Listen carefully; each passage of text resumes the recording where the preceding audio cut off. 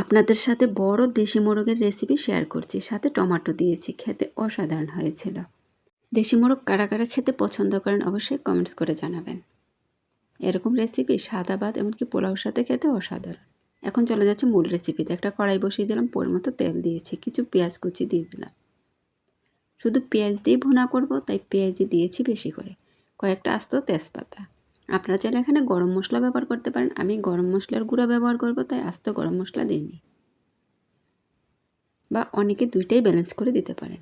পেঁয়াজটি নরম হওয়া পর্যন্ত ভেজে নিয়েছিলাম। তারপর হলুদের গুঁড়া, মরিচের গুঁড়া, স্বাদ মতো লবণ, ধনিয়ার গুঁড়া, জিরার গুঁড়া, এমনকি গরম মশলার গুঁড়া, আদা বাটা, রসুন বাটা সব কিছু পরিমাণ মতোই দিয়েছি। আপনারা কতটুকু মুরগির মাংস রান্না করবেন বা কয়টা রান্না করবেন এটার উপর নির্ভর করে মশলাগুলো অনুমান করে দিয়ে দিবেন। মশলাটা মিশানোর পর একটা টমেটো দিয়ে দিলাম। টমেটো দিলে রেসিপির কালারটা সুন্দর আসে, খেতে অসাধারণ হয়। যারা খাননি একবার হলেও এভাবে রান্না করে খেয়ে দেখবেন। সমস্ত উপকরণ একসাথে ভালোভাবে কষিয়ে নিব।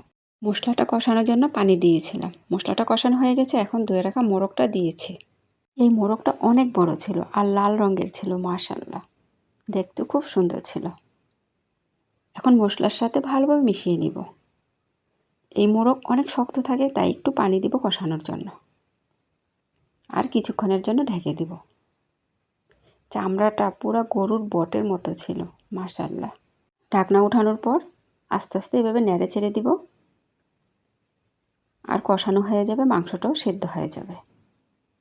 অবশ্যই খেয়াল রাখবেন পড়ে যেন যায় না। যে কোনো রেসিপি পড়ে গেলে মশলাটাই নষ্ট হয়ে যায় আর রেসিপিটার কোনো মজাই থাকে না। যাই হোক, আস্তে আস্তে কষিয়ে নিচ্ছে। আপনারা চাইলে কিন্তু আলুও ব্যবহার করতে পারেন। পানিটা প্রায় শুকিয়ে গেছে। কষানো হয়ে গেলে পরিমাণ মতো ঝোল দিয়ে দেব। এটা শুধু ভুনাই হবে। আপনারা চাইলে এই ধরনের কষা কষা করেও রান্না করতে পারেন।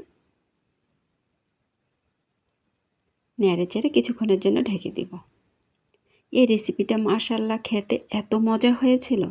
দেশি মোরগের ঝোল দিয়ে আর পোলাও আমার পরিবারের সবাই পছন্দ করে।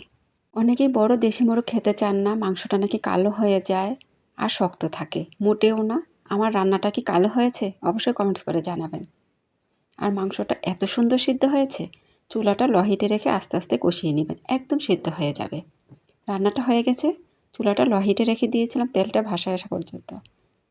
কীরকম হয়েছে রান্নাটা আমি নিজেই প্রশংসা করছি, মাশাআল্লাহ।